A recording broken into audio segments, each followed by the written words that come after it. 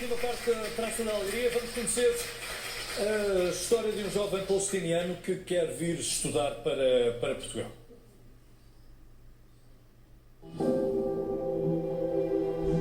Tarek Al-Farra, um jovem palestiniano de 23 anos, conseguiu licenciar-se numa universidade enquanto sobrevivia aos bombardeamentos em Gaza.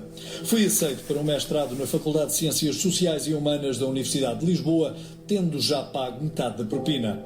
Contudo, enfrenta um sério impedimento. O consulado português em Ramallah não está a emitir vistos porque se encontra encerrado. Essa situação impede a saída de Tarek da faixa de Gaza, onde vive num campo de refugiados e coloca em causa o seu futuro académico em Portugal. Iniciativas estão em curso para ajudar a resolver a situação do palestiniano, até porque no caso de Tarek, o visto não representa apenas a oportunidade de estudar, representa uma verdadeira possibilidade de sobrevivência. Vamos conhecer melhor este caso e saber o que efetivamente está a ser feito para ajudar Tarek Al-Farra. E para tal contamos com a ajuda da Joana Nossi e da Luma Josino, Grupo de Apoio a Refugiados Palestinianos. Olá, bom dia, bem-vindas. Muito obrigada por esta oportunidade de darmos voz ao Tarek e às famílias que nós acompanhamos no GARP. O GARP é Quantas são as famílias? 23. Portanto, nós estamos a falar de 300 pessoas. O GARP é um grupo, como disse, Grupo de Apoio a Refugiados Palestinianos em Portugal. Formou-se há alguns meses atrás e formou-se para dar resposta a um pedido muito específico destas famílias de ajuda na evacuação. Famílias que nós acompanhamos de uma forma diária e muito próxima há mais de um ano, esta parte. Às vezes perguntam-nos como é que nós conhecemos estas pessoas. Estas pessoas nós conhecemos através das redes sociais, há mais de um ano atrás. Nós, os elementos do GARP e mais pessoas em Portugal, recebemos mensagens com pedidos de ajuda. Nessas mensagens as pessoas falavam da situação em que viviam e pediam ajuda financeira para dar resposta às necessidades básicas. Muito difíceis. Nós não conseguimos ficar indiferentes a estas mensagens e começamos aí uma relação diária, de amizade, próxima, muito preocupada, de muita responsabilidade, de muita aflição, muitas vezes. Posso-vos dizer que, e acho que falo por todas nós acordamos, a primeira coisa que fazemos é dar os bons dias, com a esperança de que haja uma resposta do lado de lá célere, porque ficamos sempre muito angustiadas. Gostava também de dizer... Sim, com o coração nas mãos, à espera de uma resposta que pode não haver, não é? Exatamente. Já aconteceu em algumas situações, nós começamos todas a articular para saber o que se passa. Gostava de dizer também, porque é importante, que na nossa lista 80% são crianças e, portanto, ao longo deste ano, nós assistimos aos primeiros passos de algumas crianças, a um nascimento, aos dentinhos que romperam, à primeira fase. E a par desta partilha de momentos tão especiais para estas famílias, nós partilhamos também momentos de dor, de perda, de morte, de exaustão. Eles estão muito cansados, de fome, de muito medo, de muita insegurança de saber o que é que lhes vai acontecer. Já agora, se me dão esta oportunidade de enquadrar o nosso trabalho mais um bocadinho antes de falarmos da área, deste caso específico, nós acompanhamos cerca de 300 pessoas, 208 pediram-nos ajuda para evacuar. E eu gostava de deixar claro, estas pessoas não queriam sair da sua terra porque é a terra que ama. Quem é que quer? O que é que acontece? Neste momento, a vida como nós a conhecemos, ela não existe em Gaza. As infraestruturas estão destruídas, não sei se as pessoas saberão, Gaza será como daqui a Braga, são 40 km de comprimento, elas são bombardeadas diariamente, elas não têm luz nem água, elas têm que ser deslocadas de uns locais para os outros com idosos, com crianças, com bebés de colo. E de há uns meses para cá Israel fez um bloqueio à entrada da ajuda humanitária. Quando nós falamos em ajuda humanitária, falamos alimentos e material médico. O que nós assistimos nas nossas famílias é um emagrecer e uma impossibilidade que nós não conseguiríamos imaginar de dar comida aos seus filhos. E imaginem não haver anestésicos no que resta dos hospitais, numa família em grupos com amputações.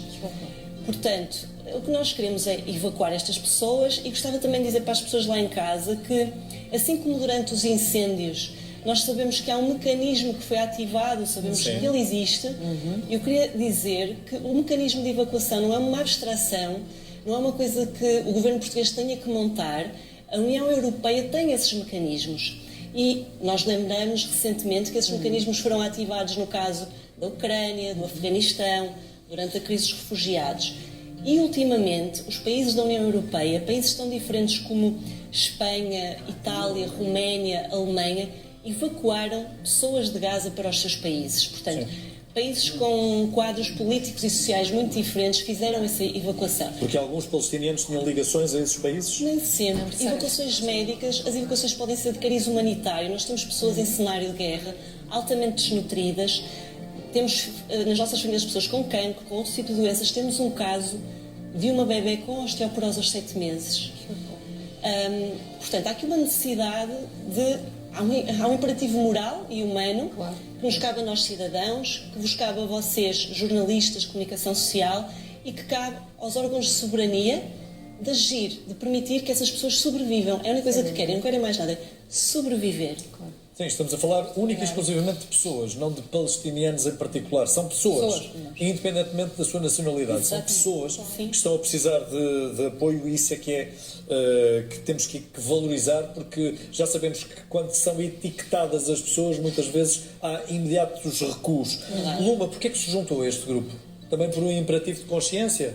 Sim, foi nesse mesmo contexto que a Joana já citou. Eu conheci as famílias que eu acompanho através das redes sociais, através desses pedidos de ajuda, e foi também nesse contexto que eu conheci o Tarek El Farra. Né? O Tarek, ele é um jovem de 23 anos que vive em Canhunes, na faixa de Gaza. Ele, com muita dificuldade, conseguiu concluir a licenciatura em inglês no final de 2024, mesmo com dificuldades de acesso à internet, sem eletricidade, sem acesso a quase nenhum tipo de meio disponível, né, essencial. Ele conseguiu concluir a graduação. E, nesse sentido, nós começamos a conversar e a falar sobre essa questão da educação. As universidades todas foram destruídas em Gaza pelos bombardeios. O Tarek se formou na Al-Azhar University, em Gaza. E começamos a falar sobre a possibilidade dele se inscrever e continuar os seus estudos aqui em Portugal, né, nomeadamente no mestrado. E foi a partir daí que nós iniciamos esse processo de inscrição e candidatura na universidade. Eu ajudei com toda a questão da documentação, né, e até ele ser admitido finalmente no mestrado em tendências em língua inglesa e estudos norte-americanos na Universidade Nova de Lisboa. Bom, porquê é que ele não veio para Portugal? Porquê é que ele não consegue vir para Portugal? Portanto, antes de mais nada, o Tarek, ele tem direito a um visto de estudante, mas para ele ter acesso a esse visto, ele precisa primeiramente ser evacuado de Gaza. O que o Ministério dos Negócios Estrangeiros nos disse é que o Tarek poderia emitir esse visto no consulado português em Ramallah ou no Cairo de forma excepcional, mas não... O Ramallah está encerrado, não? Ramallah é na Cisjordânia. Sim, mas está encerrado? Ele está a funcionar, mas é o escritório do consulado português em Gaza que está encerrado. Então, mas por iniciativa própria. O Tarek não consegue chegar, como todos sabem, até o consulado. As pessoas estão presas em Gaza, não há como sair. Ele está ali preso na faixa de Gaza. Então, é necessário que o governo português proceda aos mecanismos para que o Tarek possa sair de forma segura de Gaza e ter acesso ao visto, e que ele possa estar aqui em setembro para iniciar o ano letivo. O que é que o governo português poderia fazer? Na prática, o que é que poderia fazer? O governo português pode muito bem entrar em contato com as entidades que já estão atuando no terreno, como a Cruz Vermelha, por exemplo, para proceder a essa evacuação, bem como articular isso com o governo israelense, mas depende sobretudo do governo português. Nós sabemos que já têm sido feitas evacuações de outros estudantes da faixa de Gaza por outros países europeus. Um exemplo disso é a França, que mês passado evacuou alguns estudantes universitários. Um desses estudantes era o Ibrahim Abu Saker, que ele é uma das pessoas que estavam na nossa lista que nós entregamos ao Ministério dos Negócios Estrangeiros no dia 4 de junho. E esse estudante foi admitido numa universidade francesa e foi evacuado pelo governo francês. Ou seja, nós sabemos que é possível que essas evacuações sejam feitas. Basta que haja uma vontade política dos governos para que essas pessoas possam sair. E o que esse mestrado representa para o Tarek? Esse mestrado não representa apenas a possibilidade da continuidade dos estudos dele, mas também é uma tábua de salvação, para que ele possa sobreviver, ele e a família dele, a tudo que está acontecendo. A cada dia que passa é um risco maior de vida para o Tarek. Então, o que nós pedimos aqui é urgência do governo para que ele possa ser evacuado, para que ele possa estar aqui e iniciar os estudos e começar uma vida nova, não apenas ele, como todas as famílias que o GARP acompanha, inclusive a família do GARP também, a família do Tarek também está na lista do GARP, que nós entregamos ao governo. O irmão dele, o Fares El-Farra, também está nessa lista e ele também é um estudante que quer continuar os seus estudos. Enfim, só o que pedimos é isso, é que ativem os mecanismos que já existem e que seja assegurado o direito do Tarek a vaga dele na universidade e a poder continuar os seus estudos. Pagou propina, já tem todo o processo, já Joana, está encaminhado. a vossa intenção é diária? Vocês pressionam o Estado português diariamente? Fazem? Ou seja, há aqui alguma diplomacia que tem que ser exercida. Nós tivemos uma reunião com o diretor dos assuntos para o Médio Oriente e Magreb, fomos de Lisboa, entregamos a lista, explicamos a situação, demos também os exemplos do que está a acontecer noutros países da União Europeia, portanto, mostramos que temos essa noção da possibilidade. O que temos pedido, nós temos uma página de Instagram, temos um formulário e temos pedido às pessoas que preencham esse formulário, que enviem para o Ministério dos Negócios Estrangeiros no sentido de nos ajudar a pressionar. Mas há um silêncio. Passou um mês, passou 2 meses, nós não temos um não, mas também não temos um sim. Percebo. Portanto, eu só gostava é que as pessoas percebessem que há aqui uma oportunidade de salvar vidas, é uma coisa tão... Quando é que nós temos na nossa vida a oportunidade de fazer a diferença na vida de alguém? Há aqui um sim, que se for dado, salva uma vida, 2, 3, as que forem, as que acharem que há enquadramento. Podem selecionar por evacuação médica, por estudos. O Governo poderá fazer essa seleção. Nós organizamos já toda a informação necessária. Temos a documentação destas pessoas, localização, número de refugiados, contexto familiar, certificados de habilitações. A lista está preparada. Fizemos essa papinha, digamos assim. Portanto, é só a vontade de dizer, nós vamos cumprir a nossa responsabilidade e ajudar a salvar X pessoas. Eu acho que isto é uma oportunidade única. E gostava de dizer outra coisa, que é, eu tenho absoluta segurança que daqui a uns anos este período vai estar nos livros de história. Claro. E vai estar com uma grande incompreensão de como é que dezenas de milhares de pessoas foram abandonadas. Eu há bocado estava a dizer ao Jorge Gabriel, uma das frases que me marcou no Mahmoud, que é uma das pessoas que eu sigo diariamente, ele a determinada altura, em tantos contextos, eu podia dar muitos testemunhos difíceis, mas diz-me isto. Ele chama minha irmã. Minha irmã, as pessoas aí fora veem-nos como seres humanos, porque eles não percebem como é que estão ali bloqueados e não há ação de lado nenhum. Mundo ocidental, mundo árabe, não há. Há um silêncio. Eles são pessoas com famílias, com bebés, que tinham profissões, que tinham uma vida normal dentro do que era a vida normal de Gaza. Sim. Mas se nós não damos a mão a estas pessoas, se o direito internacional não vale nada, nenhum de nós estará protegido em altura nenhuma. Sem dúvida. Não é? Sim, custa muito a perceber porque é que não se abrem fronteiras e as pessoas não podem pura e simplesmente sair. Pois. Custa muito a entender isso. É uma das coisas que mais custa a entender, independentemente do conflito, de quem tem razão, porque já sabemos que numa guerra ninguém tem razão. Estamos a falar de civis. Estamos a falar de pessoas. Estamos a falar de crianças. É isso, exatamente. Estamos a falar de pessoas. E é um desespero ver... Eu gostava de dizer isto. As pessoas que não têm este contacto, obviamente que o nosso contacto é diário. Estas pessoas são de uma delicadeza de trato. Eu nem tenho como vos explicar. São de uma delicadeza. Eu nunca ouvi frases de ódio. Eles são de uma delicadeza de trato, de uma resistência perante tudo o que estão a acontecer. Uma resiliência do género. Aconteceu-me isto, morreu um filho, ainda tenho este, graças a Deus. Alhamdulillah, tenho este. Portanto, mesmo a forma como eles encaram isto, eu acho que posso falar por todas, isto foi uma escola para nós. Claro. Foi uma escola durante um ano de o que é que são os meus problemas hoje em dia? Eles não existem. Quer dizer, relativizamos tudo. Nós podemos ajudar, de forma que a sociedade civil vos pode apoiar também. É assim, a maior ajuda que nós podemos fazer é essa pressão. Isto é uma ajuda. Podermos vir aqui falar, agradecemos mesmo. É uma ajuda a dar voz, a dar rostos.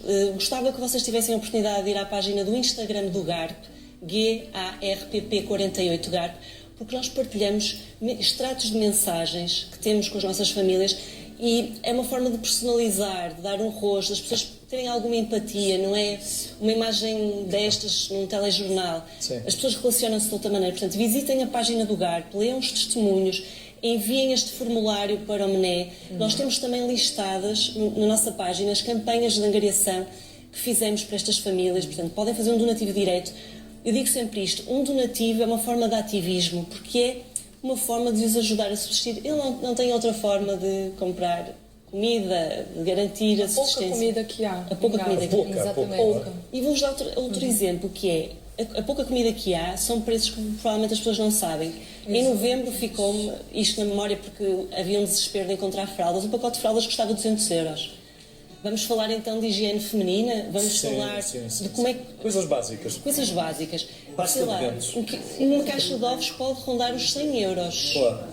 Portanto, estes donativos são absolutamente essenciais para eles comprarem o pouco. Básico. O pouco. Estamos a falar das aspirinas, só para termos uma ideia do que não há, não é? Do que não há. Não estamos a falar de material cirúrgico já. Estamos a falar de coisas tão básicas como coisas essenciais. paracetamol. O Tarek, que esperança ainda mantém? Bom, o Ele Tarek... olha para vocês e demonstra o seu desespero apenas por vosso intermédio? Ele, a cada dia, fica mais angustiado porque o tempo é apertado, até setembro. E ele, a cada dia que passa, é um risco maior para a vida dele. Como vocês sabem, vem acompanhando nas notícias, o governo israelense pretende uma invasão total de Gaza. Então, o que nós tememos é que a situação fique ainda mais difícil. Locais com civis têm sido bombardeados constantemente, como hospitais, tendas. E o Tarek, nesse momento, ele vive em uma tenda em Khan Yunis, junto com a família, em uma situação completamente desumana, com calor intenso, sem acesso à água. Então, ele, a cada dia que passa, está mais e mais angustiado, porque é um risco maior para a vida dele, para a vida da família dele.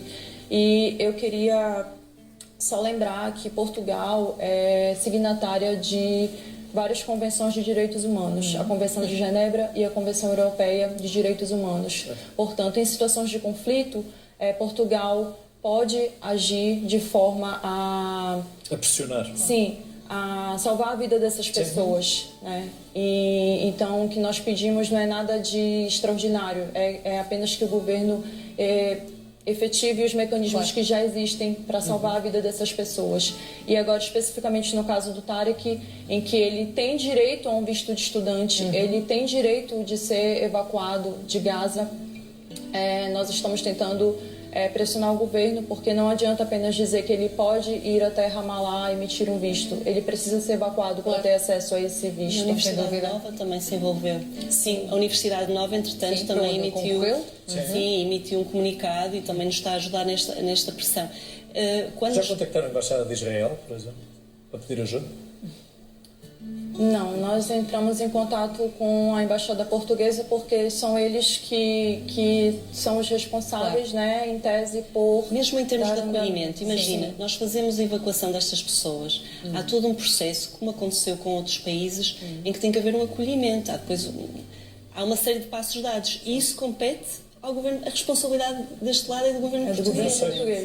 É do governo português. Mas quando falava de desesperança, ou se o Tarek contém alguma esperança, uma das coisas que eu tenho ouvido nas famílias eles dizem-me sempre: Joana, nós soubemos de pessoas que foram para a França, soubemos de pessoas que foram para a Bélgica, como é que está a situação? Para nós é mesmo difícil, nós estamos a fazer todas as tentativas, realmente não tem sido fácil, prometemos que vamos continuar a pressionar enquanto estivermos aqui. Enquanto houver estrada para andar, nós vamos continuar. Mas realmente eles percebem que há gente a sair, nós assumimos esta responsabilidade, que vamos vestir até ao final, mas eles sentem, não é? Porquê que não está a acontecer? É muito difícil. É muito difícil de entender. Para quem tem um mínimo de humanidade, é difícil de entender como é que se pode continuar a assistir a este sofrimento. Mais do que outra coisa qualquer. Muito obrigado pela